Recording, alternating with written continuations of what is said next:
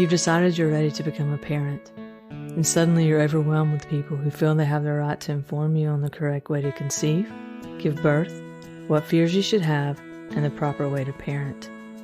How do you filter through the opinions? How do you know what's trustworthy information and what's a myth or just plain outdated? Welcome to the Birth Ease podcast. Join your host Michelle Smith and her guests as they cut through the noise and fear by sharing valuable tips, tools, and proven methods that help you connect with your own inner wisdom as you navigate the sacred journey that is pregnancy, birth, and parenthood in a more relaxed and confident manner. This podcast does not constitute, nor is it intended, as medical advice. Hello, Birth Ease families. Welcome to this heartfelt space. I'm your host, Michelle Smith. Today's episode is the second half of the conversation that I had with Cristen Pascucci. A former communication strategist at a top public affairs firm in Baltimore, Maryland, Cristen Pascucci is the founder of Birth Monopoly and Birth Monopoly's Doula Power Group, co-creator of the Exposing the Silence project, and from 2012 to 2016, Vice President of the National Advocacy Organization, Improving Birth. She has run an emergency hotline for women facing threats to their legal rights in childbirth, created a viral consumer campaign to break the silence on trauma and abuse in childbirth, and helped put obstetric violence and the maternity care crisis in national media. Today, she is a leading voice for women giving birth, speaking around the country and consulting privately for consumers and professionals on issues related to birth rights and options. Cristen is also the host of Birth Aloud Radio, as well as the executive producer of a documentary film planned for release in 2020 to start a national conversation on obstetrical violence, birth trauma, and women's rights in birth.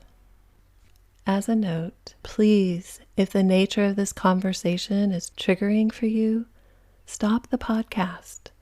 You can return to it later if you feel led to, but take some deep breaths. Move and walk around, wash your hands and your face, take a shower, and call a trusted friend or caregiver if you need to. You can also listen to the meditation in episode 3. And you can even reach out to me or Susan, who was featured in episode 25 and 26 of the podcast. Our contact information, along with Cristen's, will be featured in the show notes. And please note that this interview was recorded a few weeks ago before hospital policies were changing so rapidly in response to COVID-19. As Cristen mentioned on her webpage, there are so many unknowns right now, and we are doing our best with limited information and resources. But things are changing quickly. We will need to remain flexible as more information comes out that helps guide our decision-making about birth settings and what safe means during an unprecedented public health crisis. So I appreciate that we are at a time in history that we have more ability than ever to connect and support each other even while we are physically distant. We'll get through this together. Welcome, Cristen, to the Birth Ease podcast. I'm so excited and grateful to have you here. Hey, Michelle. I'm glad to be here. I'm thinking about my own first birth and everything that happened with it. And it took me years and years to even put the words on it, that this was obstetrical violence, this was obstetrical abuse, abuse of power. Yeah. And I don't think, like back then, it was like, oh, healthy baby, healthy mom. Right. Well, it still is that. Yeah, right. I don't even know that we thought to question it. And going back to our previous discussion about the comparison between birth and sexual assault, when I was growing up, because I'm 54, it was just, well, that's how men are. Oh, your boss walks up too close to you and hits your breast, or they say these things to you, or try to pat you on the bottom, or all these things now that my daughters would say, Absolutely not. right, you can't do that. Right. But for us, it was just, that's how men are. And I'm not trying to excuse their behavior. It just really. But it wasn't, it was excusing their behavior for a long time. Mhm. But that wasn't you doing that. That was just very, very normal. Society. I mean, I remember that. I'm 40. It was less acceptable, but common. Right. You know what I mean? Right. Definitely not something you would report or talk about out loud. Mm-hmm. Right. And I think this whole topic becomes loaded because it has so many nuances in it.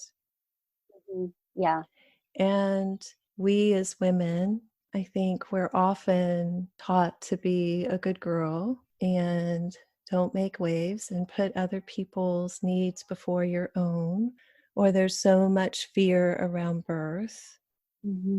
Or you want to do everything right for your baby, that we don't even stop to consider that we have options. And if something doesn't go right, if something happens, we women typically really blame ourselves, even if it wasn't our fault. Yeah. Oh, I should have spoken up. I should have spoken up. I should have said something. That's heartbreaking because I see that all the time when I talk to people who've had traumatic births, and the self-blame, it's a go-to response. Yes. And it's so frustrating. Partly it's frustrating because I see people digging themselves in their own hole, you know? They've got the guilt on top of the grief. Mm-hmm. It's hard enough to grieve or process a trauma. When you really complicate that by throwing your guilt on top of it, the self-blame and the self-hatred really that comes out of that is a whole other thing to process. The other thing, though, is that it lets other people off the hook. And that is really heartbreaking to me when someone shares a story where an outside actor clearly acted unethically, illegally, immorally, unprofessionally, unsafely. And the victim or survivor's response is to say, it was my fault for not standing up for myself more, or for not switching away from that person, or for not having a better support team. And that is heartbreaking because it really allows abusers to get off. Everybody's so focused on blaming themselves instead of solving the problem that exists in the system. And that's really, it's so disturbing to me. I see all this energy going in the wrong direction. Right.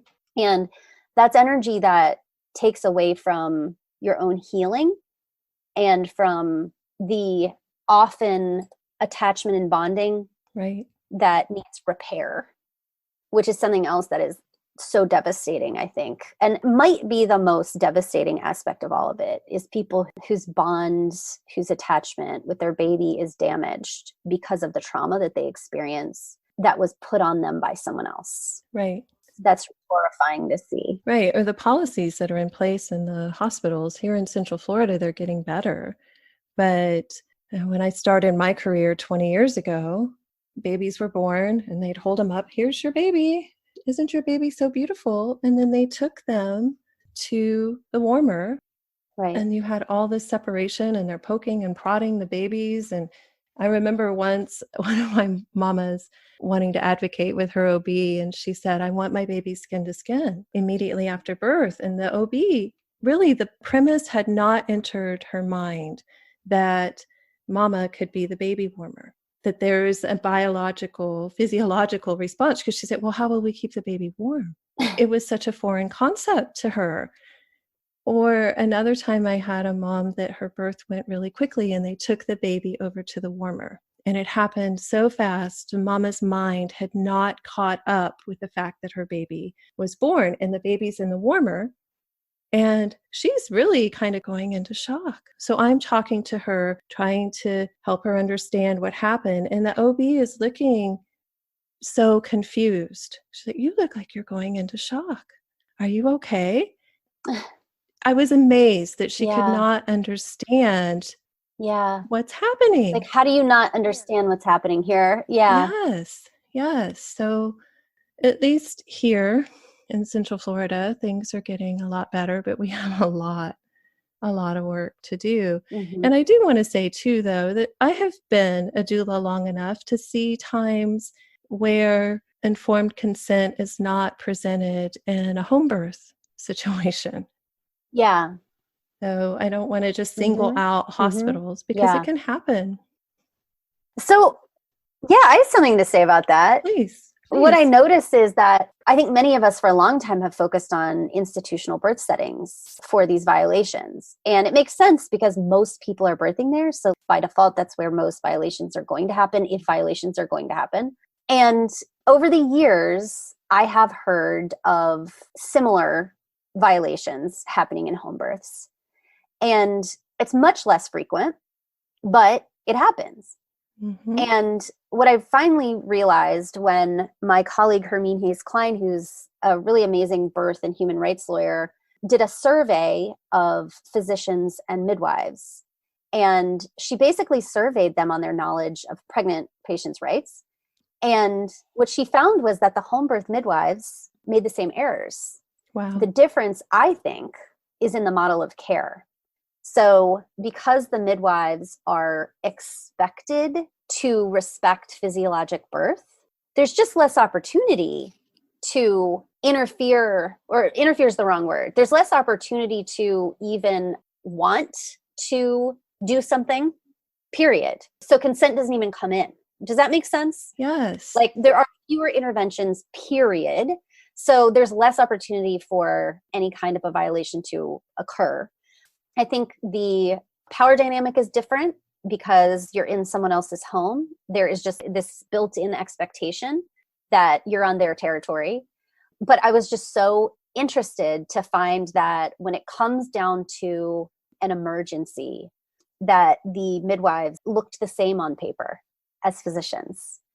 That was really, really interesting to me. But again, I think it comes down to this model of care where one is already assumed to be, the obstetric model assumes that the physician is the authority figure and assumes that they are going to be telling you what to do.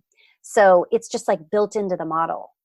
That really the violation of rights, if you can define that as anything other than respecting the pregnant person 100% of the time as the decision maker in their birth and the legal authority, which they are, should be. So I find that really, really, really interesting. And I think there are some other, there are some social differences as well. You have a female dominated field versus a male dominated field. I think that is inherently a different equation. Right. It's totally true that obstetric violence happens in home births as well sometimes. I think it's far less common, but yeah, that's the thing. It's interesting. I was having a conversation yesterday with a client of mine who's already had her baby, but we were talking about sometimes there's an assumption that if it is a female, right, that they are going to honor your rights more. Or this particular client that I'm close with, she's a woman of color. And the assumption might be that there could be that bias with a Caucasian nurse in the hospital. But she said sometimes it even happens with nurses that are women of color. And she could explain it much better. Well, we train people, the system itself is racist and classist and sexist. So when Thank you. train people that way, I mean, that's what you get. And we haven't even talked about all people are still people. Like even if they have a coat or a tag or a whatever, scrubs, they are all coming from a specific socialized background. So every woman who's walking in the room is bringing internalized sexism with her. I don't care how woke you are, you have bias. If you exist in America, if you've grown up in America, you will be biased on some level. Even if you are conscious of your bias, even if you are fighting your bias, even if you are unlearning your bias or educating yourself out of it or doing inner work to get out of it, we all come in with sort of that disadvantage.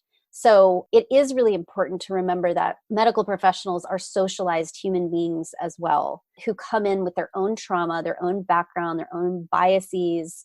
I think some of the most traumatic, some of the most intense trauma, I think, can come from someone you thought you could trust.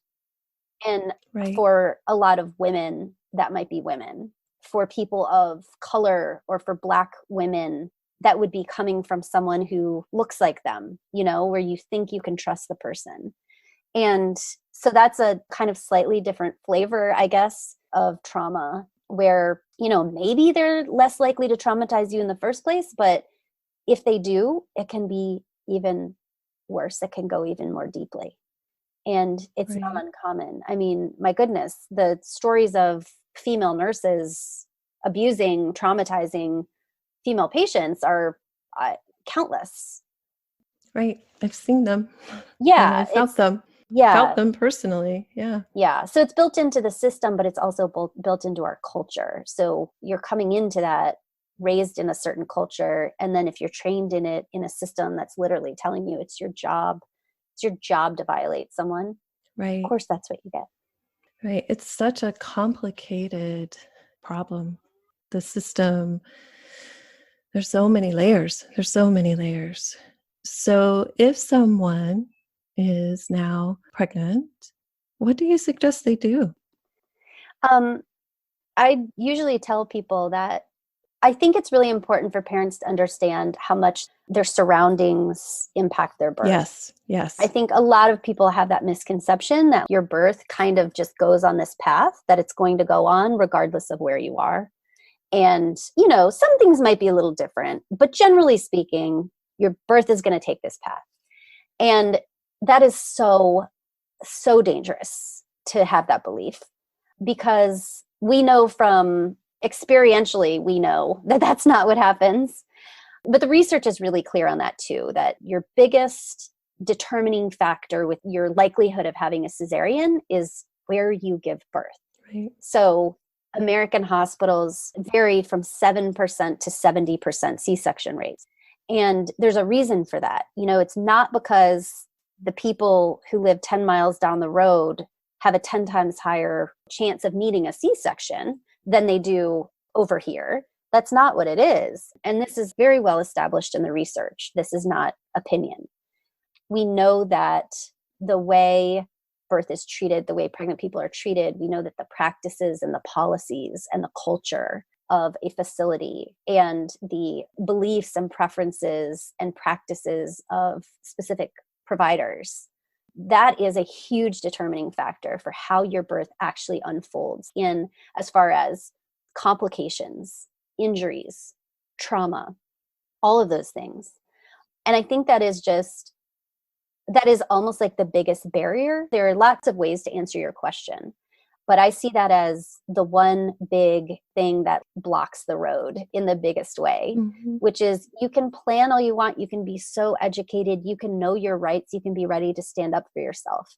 But when you're in a vulnerable state and you're in a system that is completely in opposition to all of what you're bringing in, it's unrealistic to expect that people can assert themselves and have the experience that they want to have and the safe experience that they're expecting in an environment where that's just not what they do. So in as much as people have the choice, I think make the very best choice you can possibly make when it comes to the circumstances, the setting, who's there, where you are. I think that is just absolutely critical. And what I usually tell people is the shortcut here is to talk to the birth workers in your area, talk to doulas, ask them to be honest with you and say, where can I go, in your opinion, to get the safest, most respectful, rights respecting, evidence-based care? And listen to what they say and get rid of your preconceptions about, well, but everyone says that's the best hospital in town. The shiniest, newest hospitals often have the worst practices. I've seen this time and time again where we have these beautiful marketing campaigns and they have absolutely nothing to do with the safety of the facility. Or they have to do the marketing because they have to make up for what they really do. And there was this great case in Alabama that was a textbook example of this, where a mother had gone in had actually switched hospitals during pregnancy because of this hospital's marketing campaign that said, we support birth plans. It's about your choice and autonomy. And we have birth tubs and we have nurses who are specially trained in natural birth or whatever they called it. And that was all not true. They had specific policies in place forbidding or contradicting many of their marketing statements. And that mother sued after being assaulted and permanently injured during that birth. And $5 million of that the jury awarded her was because of the fraud. Wow. The fraud in their marketing, which was that they just advertised what people wanted to hear, and it worked. Their sales numbers went up. But as it turned out, that was a bait and switch. It wasn't true. They weren't actually offering those things. And I think, that's such a great example of the premier hospital in town, the luxury hospital, the place to be, where it had nothing to do with actually how they practiced. It was still very rotten. Tragic. This is how they viewed women and birthing people. And to me, that's just a really good example of multi-million-dollar marketing campaigns don't keep you safe. No, they don't. And so how do you get the real deal? You have to talk to people who actually see what goes on at facilities and with specific providers.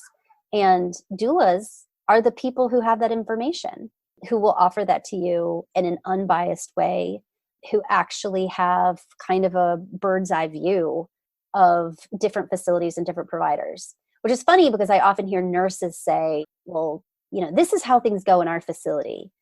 And I think, well, you can't say that because you're just a nurse. You only see what happens on your shift with the people you speak with. You don't know what happens in your facility when you're not there. And you don't know what happens in other facilities. So you can't actually make that comparison. You're not in those delivery rooms like doulas are witnessing every single day. So that's my biggest piece. You could make an informed decision is to talk to the birth workers in your area.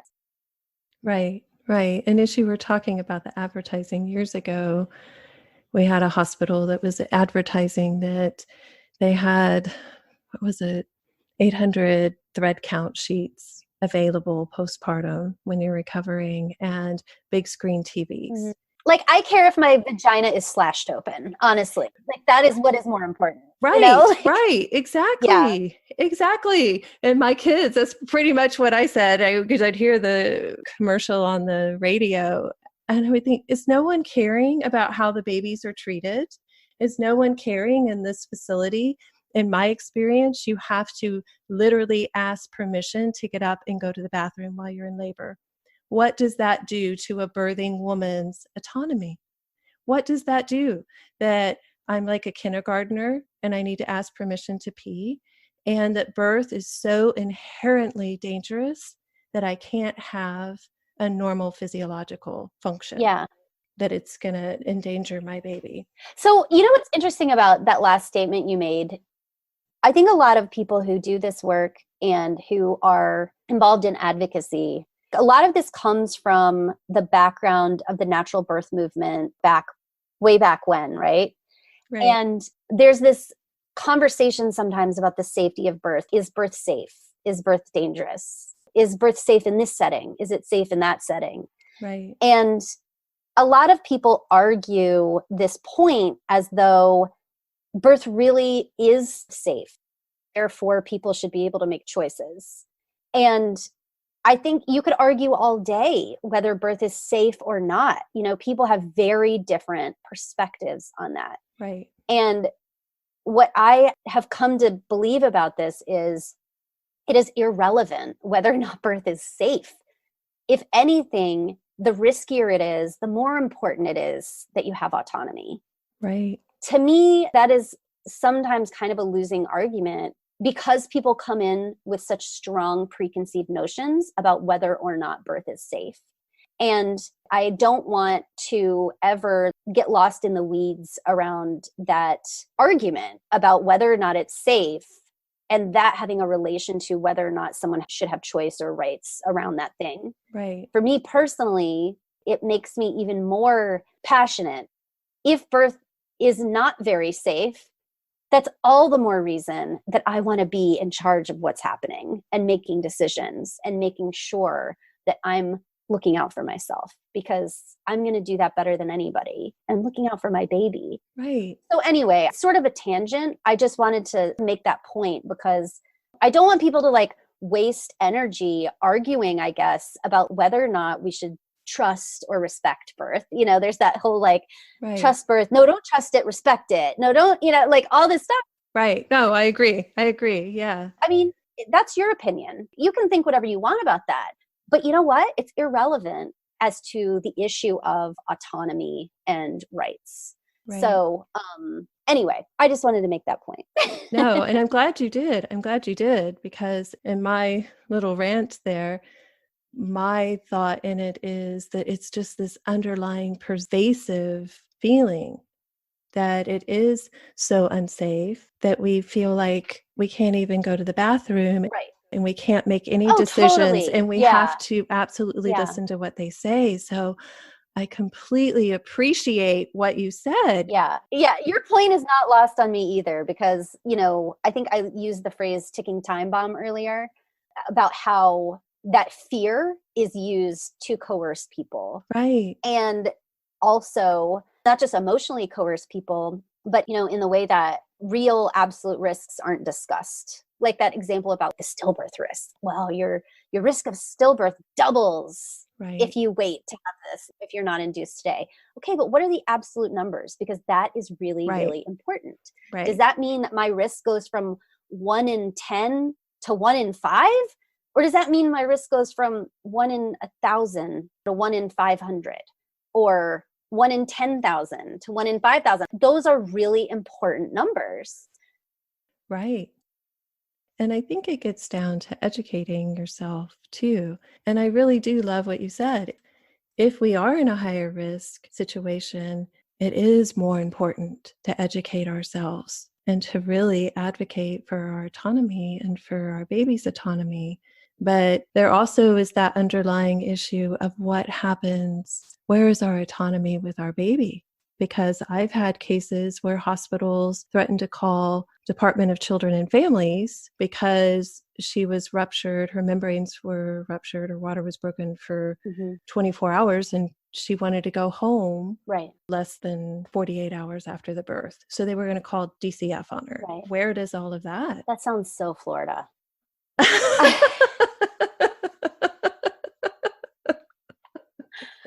Yeah, and it was in the county that is very Florida. That's all I'm going to say. Yeah. So, yeah. And so that scares women. Of course. So you have a program for parents, right? That they can learn what their rights in childbirth are.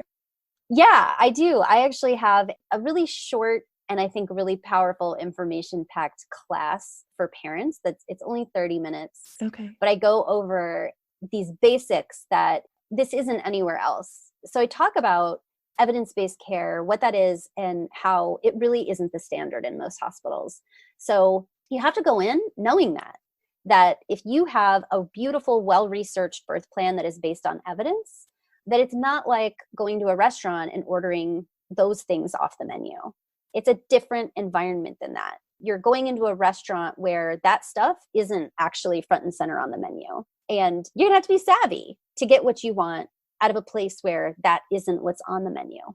So we talk about that and hospital policies and consent forms and birth plans, what those things really are and what weight they carry and what your relationship with them as a patient is. Because we know that hospital policies and consent forms are often treated like they're mandatory and restrictive on patients.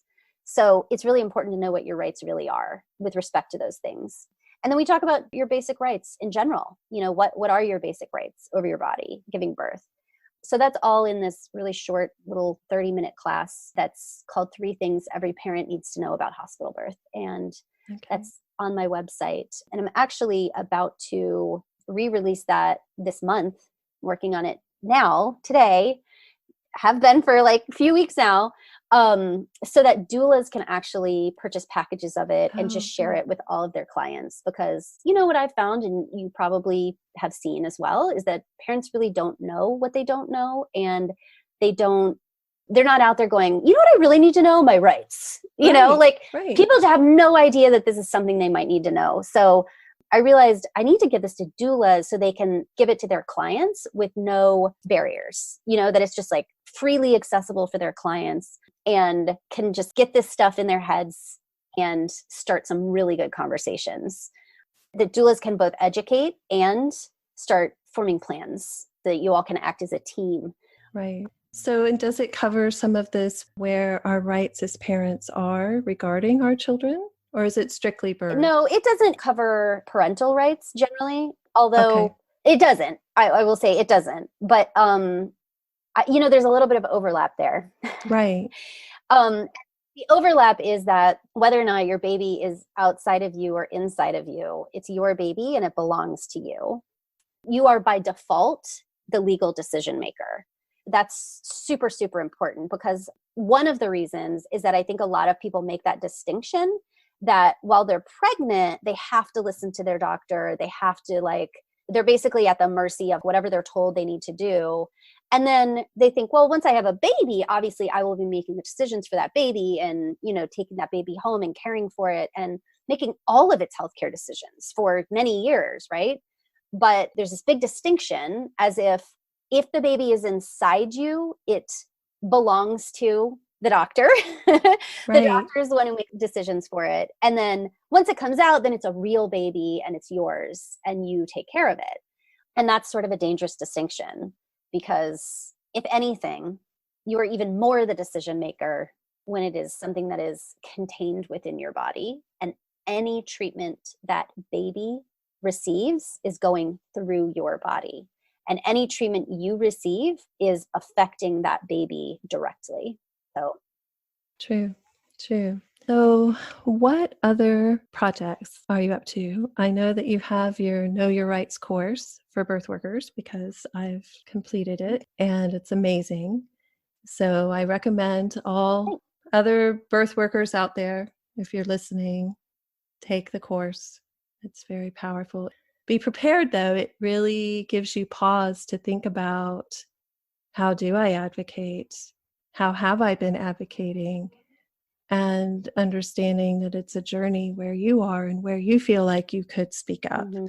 And how can I speak up now? Totally. And even getting maturity as a birth worker. Yeah.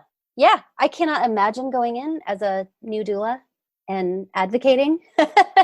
I mean, that's just really, that's an overwhelming thought. I will say, though, that this comes up repeatedly, and I am working on a basic advocacy course. And haven't decided if it's going to be part of Know Your Rights, if it's going to be an add-on, or if I'm going to do it separately or whatever, but I'm really excited about that. It is presented by a really experienced doula and doula mentor who has developed and trademarked this kind of concept of how doulas can teach their clients to keep their own agency, and not hand off their power when emotional coercion is used, or they're told, well, this is hospital policy, this is how you have to do it. So I'm really excited about that. I think it's going to be an amazingly powerful tool. So I'm not sure when that'll come out, later this year at some point, but I think that's going to be a game changer for a lot of people.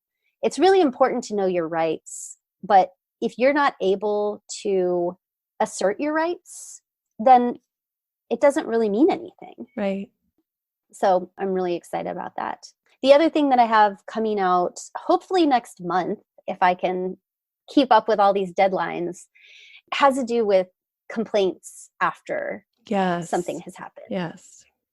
So I'm updating a guide I wrote years ago and adding a whole bunch of information and some other resources, like interviews with doctors and lawyers, patient advocates, on how to most effectively make complaints. And I'm also working with a couple of birth lawyers who are going to offer services to help people write their narratives for their complaints and keep track of what happens when we make these complaints, which is a whole other podcast is. and a whole other thing. Yeah. But I think it's really important for people to know that there is really no effective complaint mechanism at this time for complaints when your rights have been violated. So that's why we thought it would be really helpful to start tracking that so that we can say that with data rather than just anecdotally of years of these complaints don't go anywhere. Right. But to actually be able to say, here are the numbers, here are the complaints, and here are the results. But coupling that with the services of those lawyers and the guide that I will have and the resources through those podcasts, I'm really hopeful that those complaints will start going somewhere because we're going to really put some meat on the bones. So that's important. Even as you're saying that, separate from birth, but watching my stepmom as she was hospitalized with cancer, watching her rights be violated. mm-hmm. Yeah, it really hit home to me how it's not just a birth problem. And cancer is another one of those sort of specifically unusual areas of care, I think, where we see like some sort of similar violations. Right. Just in like specifically in cancer treatment, I'm talking about. It's very interesting. Yeah. Or it was interesting going into the ER and her white blood cell count was up. They wanted to give her antibiotics. And she said, I've just had large amounts. You need to do the testing first. I'll accept one dose. So the ER physician agreed. But then when she got up to the room a few hours later, here's your next dose. And she said, no, that's not what I agreed to. And trying to navigate that also when you're ill or when you're in fight or flight or freeze. Yeah. It's really difficult. Or she fell, and it's a story that I'm not going to get into, but she was left sitting too long. And then she said, I don't think I can stand. And then oh yeah, you can stand. And then she fell. And then all of a sudden she's a fall risk and it's her fault. And they're calling it that incident. Mm-hmm. So I don't even think my parents were in the place to report it. Mm-hmm. As you're talking about reporting things, and where would it even go? Yeah. So I'm so grateful for all the work that you and your colleagues are doing. Thanks. I really, really am. I'm so grateful. So do you have any other projects that you'd like to share on the works? You have Mother May I coming up. I have all kinds of projects. Yeah, I'm working on a documentary about obstetric violence and birth trauma that is also sort of in the past year has expanded to include institutional abuse and the medical monopoly that keeps options very limited for birthing people. So what do you do if your only birth setting option is an abusive institution? It doesn't do any good to know about it if you don't have the ability to switch away from it. So that is now kind of factoring into the story in a big way. So, it went from like an 18-month project to like a 3-year project, maybe 4 years. God, I hope not, but we'll see. But I'm going to be raising a little bit more money for our next phase pretty soon. So anybody who wants to support that, we definitely can use the support. And if you want to see the trailer for that movie and get an idea of what it's about, it's mothermayIthemovie.com. Everything else we've been talking about is at birthmonopoly.com. Okay, so that's where people can reach out to you. You have a Facebook account, right? Yeah. I'm on Facebook and Instagram, just /birthmonopoly in both places. Okay. Yeah. I do individual consultations as well for people who have had traumatic births and want to know what to do next, what action steps they can take, how to even start navigating what to do afterwards, which is difficult when you've been traumatized. Right. And that my consultations are very much trauma informed because that has a huge impact on your ability to respond and take action after the fact. Right. And it's everything we're talking about, there's so many layers and it's such a deep subject. And again, I'm so grateful that you're bringing so much awareness to it. Thanks. I truly am. So if you had one pearl of wisdom that you'd like to share with the listeners, what would that be? What is the wisdom? Well, okay. I would say that I focus a lot on rights, and it's important information. However, what people really need to know is that their rights are what they make them. Your rights are only as good as you are willing to prepare for them, prepare to use them, prepare to give birth in a place where they will be respected. Right.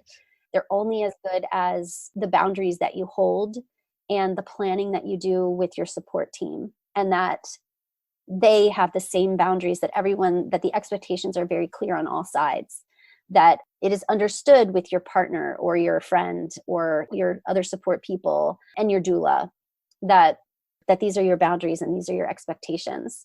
And people are often come to me with like these super questions around very discrete topics, like, what are my rights if they say X, Y, or Z? And I think that you don't really have to worry about that so much. The thing to remember is that your rights are what you make, and to remember that you own your body, and that is sort of the grounding principle, that you own your body and you are the legal authority. You don't have to point to any law. You don't have to be able to say statute number this and section that and everything else. Don't assume that anyone has rights over you. Just don't make that assumption ever. Make the assumption that you own your body and act as if you do. And it will really change the orientation of how you approach everything, including your communication with the people who are there to support you, and how you select those people and the decisions that you make. So I think there's a pearl in there somewhere. I said way too much, but No, that was absolutely perfect. That was a bright, shiny, perfect pearl. It really was. It really was. Well, great. Yes. So thank you so much for being here. Thank you for having me. You're very welcome. You're very welcome. And thank you all for listening. And please remember, there is support out there for you. I am offering virtual sessions, and my Birthies Method Childbirth Education course is available online with video chat sessions, and it includes instruction on the creating of a relaxation habit, something I feel we all really need right now. And it also includes the audio recordings to practice with. I will also be offering a complimentary course. Please remember to check out Cristen's page for resources as well as evidence-based birth. Many prayers and much love to you all. We will get through all of this together.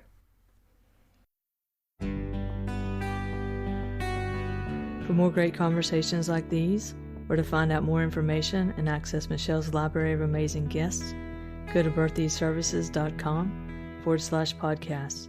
For more information on the Birthies Method, Michelle's classes, meditations, and other services, go to birthiesservices.com.